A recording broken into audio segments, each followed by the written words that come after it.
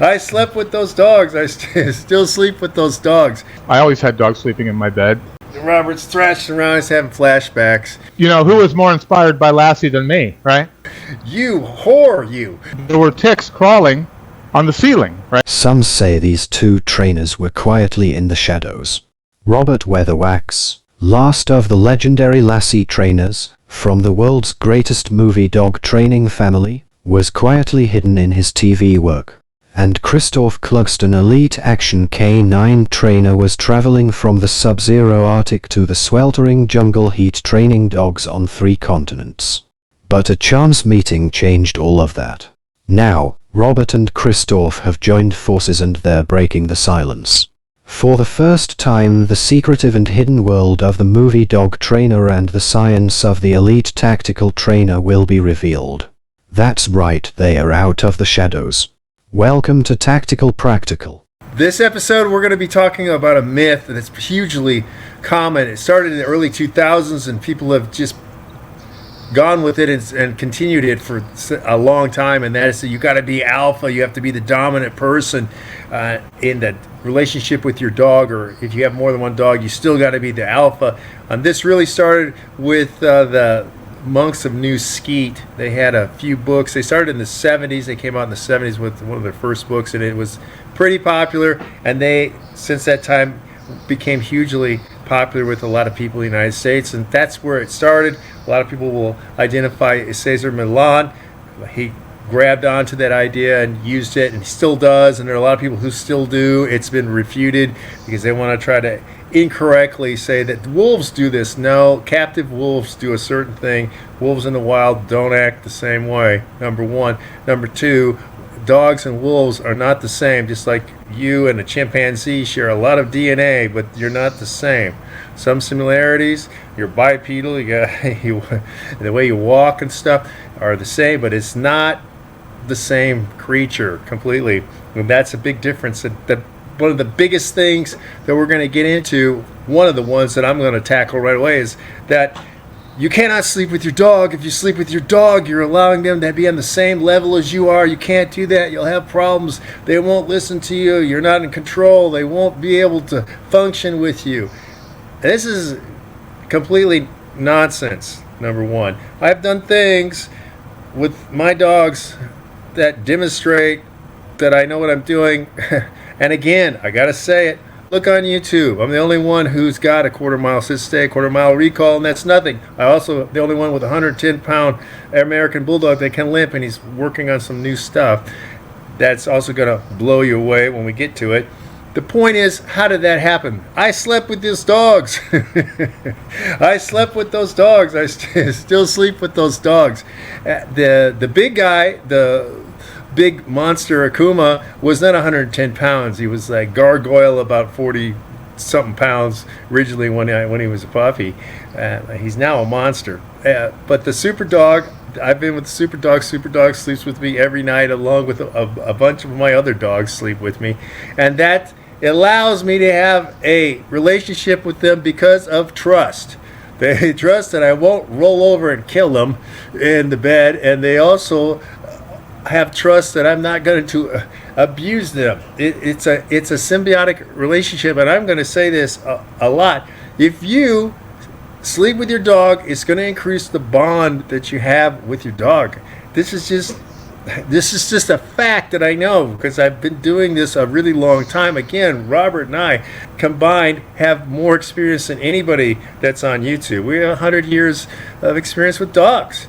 Of course, Robert was, rolling around in the dog bowl dish when he was young, so he really started at a young age with this. So I'm going to hand it over to Robert. Robert, do you want to attack this stupidity of the alpha?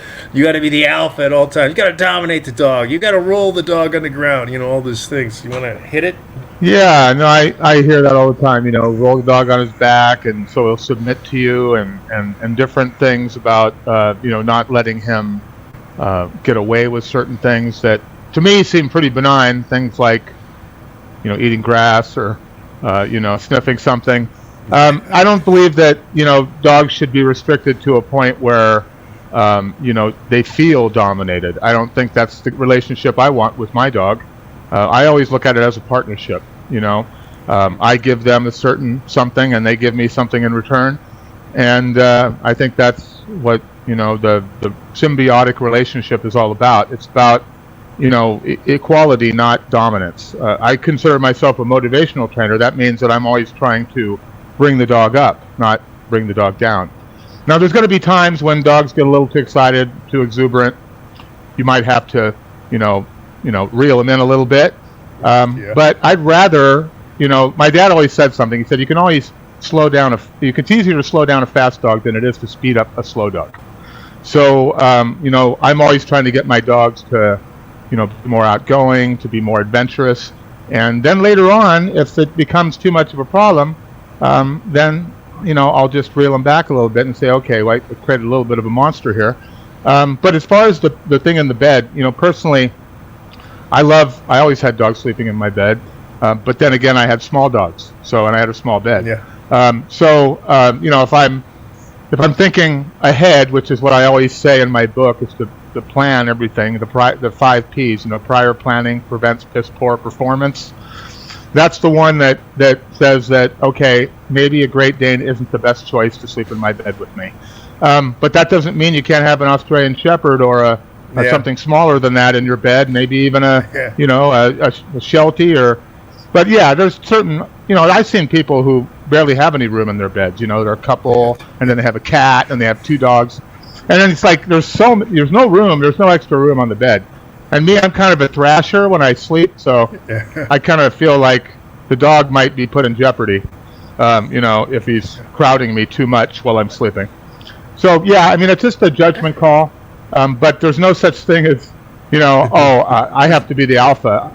I consider dogs to have an alpha, but an alpha amongst themselves when you have multiple dogs. Right. I don't consider myself the alpha. That's pure and simple. I agree with that. A few things I want to say. So Robert's thrashing around, he's having flashbacks to something. He's no, not going to do this, not going to do that. But that's what I was talking about. The dogs trusting you. I mean, it's true. It may sound weird, but it's really true that dogs trust you. That they're not going to get hurt in their sleep. Because if you did do so, if you did thrash around and whack them in your sleep, they're not going to get on the bed with you because they're not going to.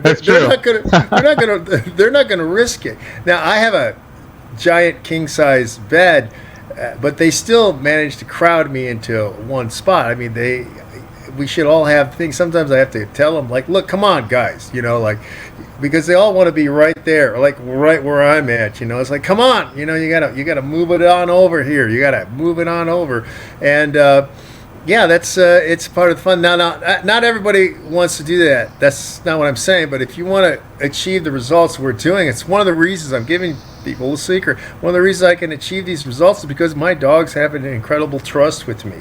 And that you're not going to get that by them sleeping on the floor. You're showing them that they cannot get on the bed, they can't get on the couch, they can't get on a chair, they can't get anywhere. Some people don't even let them into the room, and some people don't even let them in the house.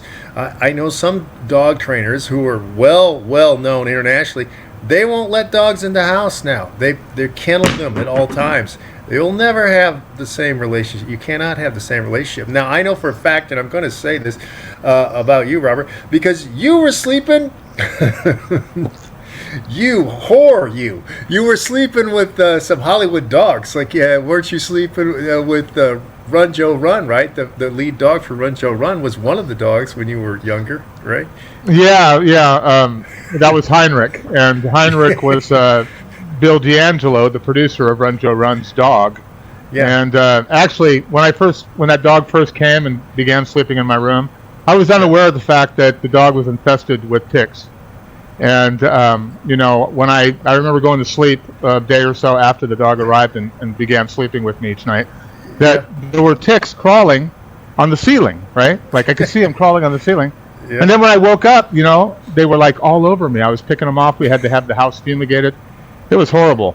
And of course, we were always playing musical chairs in the house because we had our dogs, and then we had the working dogs, and most of them were unfixed males, so we had to keep them separate. They weren't going to be living together. It was a temporary situation, but Heinrich lived with me for a long time, and there were other dogs too. There was dogs from like Cop and the Kid and different Yeah. shows that my dad was doing, and they always stayed with me. But I was happy to have that because at the time I didn't have my own dog, so I always had a rent-a-dog. And of course when I went to Rudd's, Yeah, one of my first memories was sleeping next to Lassie as a toddler, and those were times that kind of formed my whole mentality about dogs, because I grew up looking up to dogs, considering them equals, that productive contributors to the household, the income, everything. The dogs were an integral part of our lifestyle. So for me, I can't even imagine people who keep their dogs locked up or keep them outside, because I have to have a bond with dogs. When I was going on jobs, on location, I built a tremendous bond with the dogs. As a matter of fact, I was so bonded with some of these dogs after the job that I didn't even want to take them back. They were like my dogs now. And a lot of people can have a dog twice as long as I had that dog or those dogs on location, and still not have the bond that I developed in 3 to 4 months. It's incredible. You get out of your dog what you put into him. That's all there is to it. Yeah. Hey, how did the dog end up with so many ticks? How did he get ticks? I don't know. It started out, they breed very fast, and I guess there were a lot of small ones in there, and they just said, Bill said, "Here's the dog," and my dad took him. He said, "Robbie, keep him in your room." And I didn't think about it. I was petting the dog. I didn't feel any ticks, but apparently they had some engorged pregnant ticks probably on that and the dog. Yeah, in places that I didn't feel. Right. Yeah, it's just weird because there's certain parts of the United States where it's tick crazy, and then there are others that are not. Like in parts of Arizona, there aren't ticks. They're just. Well, we were in the high desert. We were up in Santa Clarita, and there were a lot of ticks up there. We had mostly fleas when we were in the city, like in Van Nuys and Reseda. Fleas were more of a problem than ticks. But once you get up near the mountains and you got wild animals, you're going to see more ticks. Yeah, well, Arkansas is the worst. I mean, I couldn't even walk down the driveway. The ticks were jumping at me. I'm not lying. Ticks are jump on you. Stuff is miserable. There, all my dogs they're on flea and tick medication at all time. I'm talking about the eating, which is dangerous. That's a whole nother topic. I don't want to get into that right now. But anyway, so this is something I want to get back to, kind of circle back, as I say, Robert, this bond idea. A lot of people think, you'll see people on YouTube and such, the big YouTube trainers who never did anything before YouTube, and they talk about, I get a bond with the dog. Yeah, in 2 days, it doesn't happen. This is something, they keep the dog in a crate, and they're like, we bond. This dog is not bonding with you in the crate. It is a massive difference with sleeping with the dog as opposed to the dog's in a crate, dog's in a kennel, whatever. It's not going to happen in 2 days. So maybe you can delve into this, how fallacious, how wrong they are, thinking you can make a bond in 2 days or something, especially the normal type of person. Because like you're saying, I know you're probably talking also about when you were working in Austria, right, with some of those dogs, that because of the bond. Anyway, when you want to explain a little bit more to everybody. Well, I mean, I had my own dog, Betty, that I worked with on a lot of jobs, so obviously I had a bond. It was already established. And when I worked on the new Lassie with my dad, the old man, Lassie number 7, we actually had a bond already from the time when Rudd was still alive, and of course I built a bond helping my dad train him. So that's where I built a lot of my bond, was being the assistant to my dad or to Rudd, working with dogs. And then of course I had my own dog as a kid later on, a beagle, and amazingly my beagle had epilepsy. He used to have grand mal seizures, and it's hard for me to believe that people can think, oh, my dog's too much trouble, when I used to have to hold this dog so that he didn't hit his head on a wall or pee all over himself or just hurt himself. I had to coddle this dog when he was having these seizures. And then there's people who are like, their dogs aren't even that bad. They don't have any bad habits, and yet, I don't really have time for them. I think I'm going to find a home. Yeah. And it just makes me so, it breaks my heart to think that people get rid of dogs sometimes, like they discard, old letters or trash, Right. Yeah. Yeah. I've heard some people say, yeah, like an empty beer can, right? They just, oh, that's it. This is my girlfriend and my supermodel here. She's up here. Yeah, she's an incredibly beautiful dog. Yes, you are. You do print work, don't you? Yes, you do, because you're beautiful. Anyway, yeah, and mad respect to the people who are actually taking in blind and deaf dogs. That is a hard combination. I mean, you really have to work with I mean, it's one thing to have a blind dog or a deaf dog, but if you have a blind and deaf dog, that is a whole lot of work. And wow, there are few people who have the ability to do that, because the training, I know how to do the training with those dogs. It's not easy. And in fact, people can put in their comments, how do you communicate with a dog that's both deaf and blind? How do you think you do it? And we'll see if you can come up with the answer. I'm not giving out the answer right here. But yeah, Robert, I agree with you completely. Like, this is the big thing you have to have is respect for the dogs. You have to have respect for all dogs, is what I'm saying. Because if you want to be a great trainer, you got to have respect for who you're working with. And I wanted to touch on the fact that actually you probably spent more time with the dogs than your dad did, even though your dad was the head trainer. Is that correct? Yeah, because I was taking care of all the dogs that weren't working. My dad was typically handling the dogs that had a job, and most of the time they were his own dogs. Because once he started his own business, he would work with only the dogs, such as OJ from Back to the Future, dogs like that were more experienced. Because my dad got to a point where he really just wanted to do the challenging jobs. He didn't want to do commercials and print work and all the other stuff that other trainers did. He was very selective. So, he built a bond easily because there were only, a couple dogs that hung out with him, and those were the dogs that he went on the set with. So, and it was the same with Betty with me, because it's like, oh yeah, Betty's got a job. Well, I'm going with her. That was the way it worked. I didn't send Betty with anybody. Right. Betty worked with me, and if they wanted Betty, they had to take me, and they normally did. It wasn't a problem. It's just that, I felt like, my dog, I put on all the training. I felt like my dog wouldn't really work the same for somebody else. It's not going to. Not going to. There's no way. That's following the paradigm Rudd set too, isn't it? I mean, that's what Rudd did. Absolutely, right? Yeah.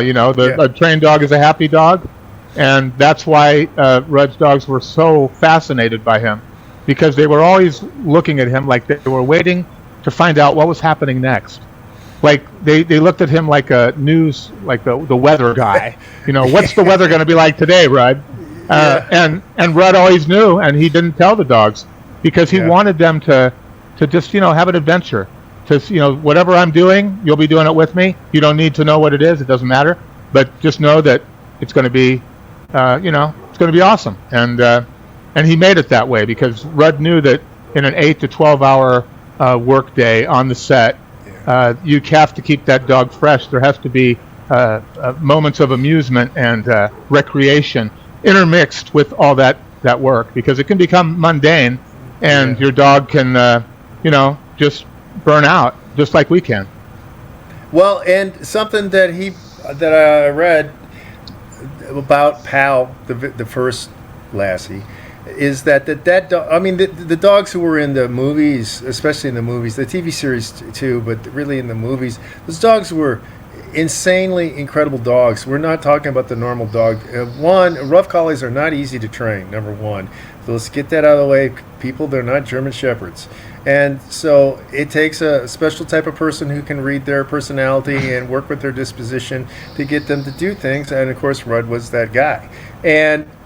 But Pal, he said, craved going to do this, because looking forward to the adventure, as you're saying, going to do these different things. Even supposedly, the dog liked to do all the press junkets and stuff like that, going on the parades and going to the boys' homes and all that stuff. He said that what I read was that he said Pal loved that stuff. Now most dogs are going to freak out. The stress is going to be too much. I know Rin Tin Tin was just too much, because that type of dog doesn't want to be in an enclosed place because he's beginning to feel threatened. And same with my super dog. He's not going to like that too much either. So it's a unique dog that can handle that. I mean, so let's not.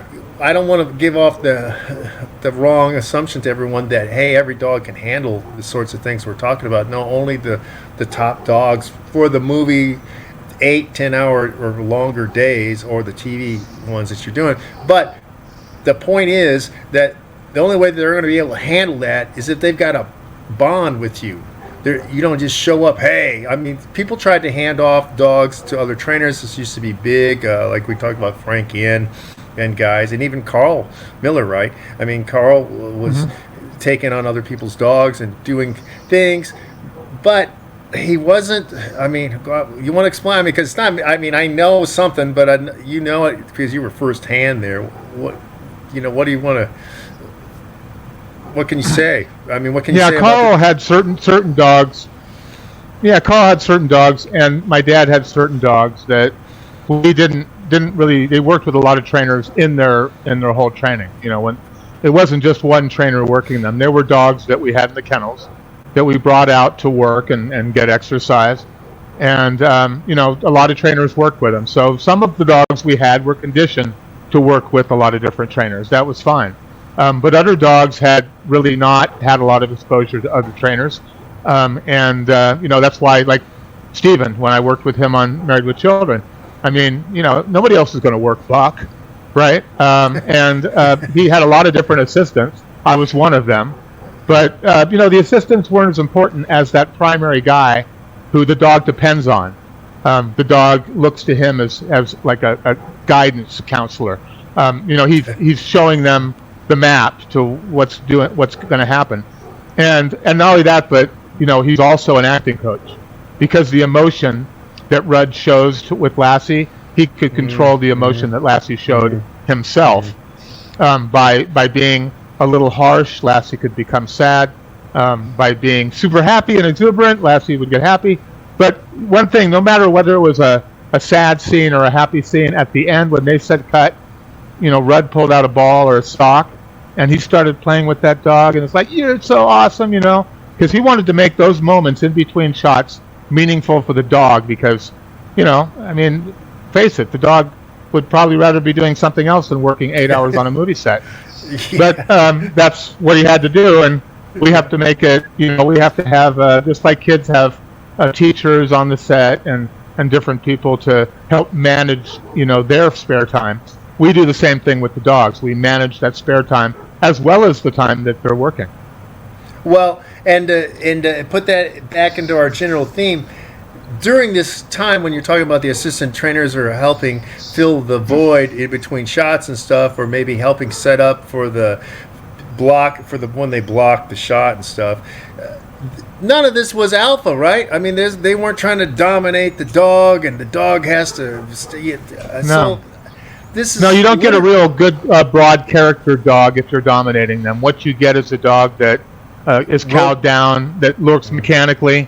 That's not what movie trainers go for. I mean, I'm sure if you just want a dog to be obedient and work like a robot, I don't know why you want that, but some people do, and that's fine if that's what you want, but I don't want that.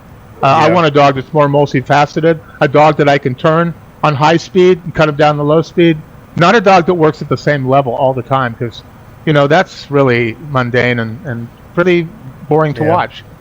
Well, and I'll put something in there too, because I mean, I know lots of ways to train dogs, lots of ways, and if you use what we're talking, if you do this thing where you're heavy on the corrections, and this is what you're doing, and it's always serious, you can turn out a dog that is robotic, like we're saying, and mechanical, will perform, but will only be able to do certain things, because that dog will be too scared to make an error, and you will not get them to do some of the tricks or behaviors, however you want to term it. You will not get them to do certain things beyond. You can get them to do the sit, the down, the stay, the come to a certain degree. You're not going to be.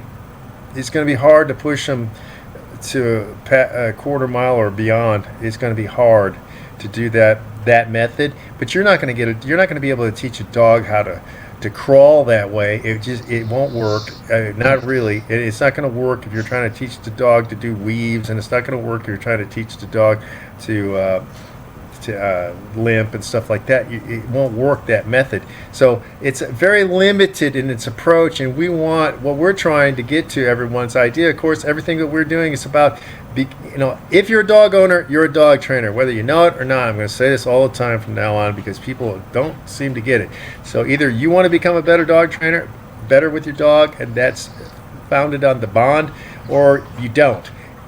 So make that decision. But if you do want to have a better relationship with your dog, and you got to realize you're a dog trainer, and you got to become a better dog trainer, and that's what we're doing here. So we're trying to facilitate you having more options than just robotic. And obviously, Robert's comes from that background perfectly. He's all demonstrated. Nothing we say are lies. You can see what I'm doing currently because it's on YouTube. You can look at the movies and TV work that Robert's done. It's right there.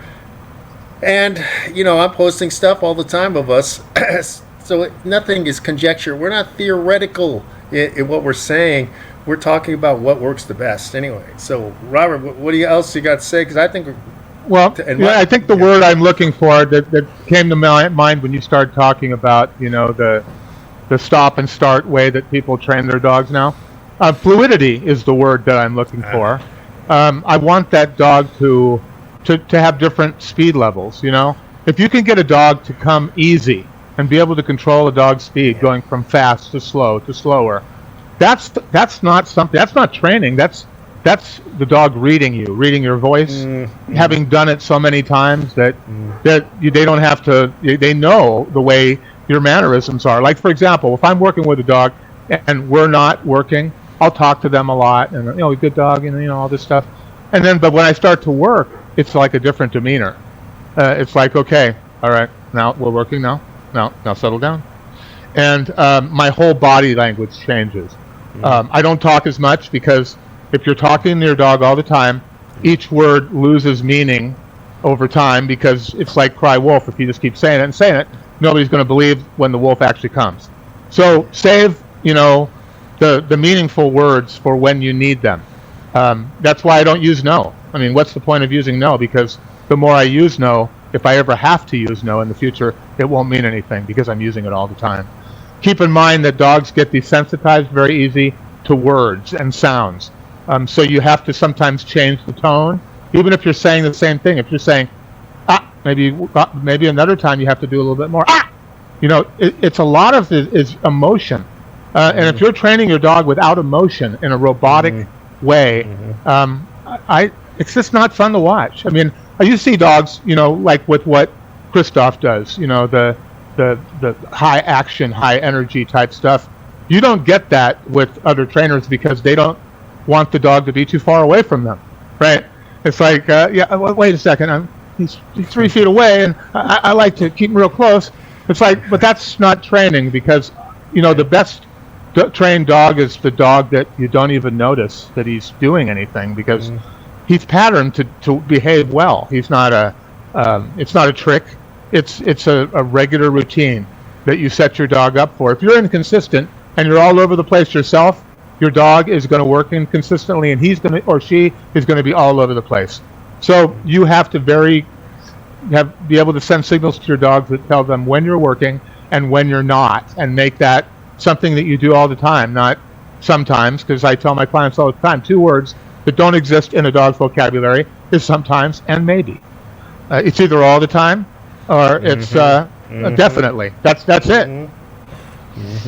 Yeah, and something I want to say, because I've said this, I haven't said it in any of our podcasts. It's just something that delineates us from a lot of other people. And okay, there's a lot of high-level sport competitors.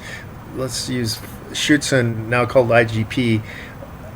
those dogs are doing things fast, quick, especially if you're using Malinois because they're faster than German Shepherds. But they pop into sits and stands and downs, and they do, and they do a down when they're running, and they hit a down, and they're sliding now on the grass and stuff because they're hitting the thing really quickly, which is, of course, again, genetics of the dog. It has to be high for that to be able to happen. You won't get that out of a dachshund or a basset hound, as we like to pick on basset hounds quite a bit here. So you're never gonna get that out of a basset hound. But what I say to these people who idolize this, okay, it's all great. If you want to do the sport and you want to spend a lot of money, great. No, I have nothing against you. It's fun, or it can be fun. It's great. If you do hit success, good. You can train. You know how to train. But I want to see you be able to tell the dog to do a down slowly. Oh, they can't do this. But tang, as we used to say here in Oklahoma back in my fighting days. Wata. Because in a movie, you don't want the dog to be snapping into everything. It's not natural. Dogs don't do that. Dogs on their own will plop into certain positions, and they are giving off, as you're saying, their emotion. This is the difference between tricks and acting, and this is why Pal, Rin Tin Tin, Peter the Great supposedly was the greatest dog, but he got killed early on. Strongheart, that's why those dogs were considered actors, and people who watch those movies now, that is acting. It is not obedience only. It is not tricks. You can't trick the sorts of things that they're displaying, and that is where it's another level on training is what I'm trying to get to. It's like, hitting the fast things, and everybody likes the snappy Malinois stuff people are doing, boom, boom, boom, boom, boom. Let's see you have that dog slow down, though, too, like Robert was saying. Let's see, okay, you can tell him to hit a fast sit, a fast down. Now, can you tell him to do a slow sit and a slow down? They can't do it. They cannot do it. And Right. people, this is the difference in the levels. You've got to recognize that there are levels on everything. This is where we're standing out from everybody else. It's like, hey, you think you can do it? Let's see it. Let's see it. Don't tell me, well, I don't care about it. No, because you can't do it. It's suddenly they don't care about it because they can't do it. But I want to throw that in there.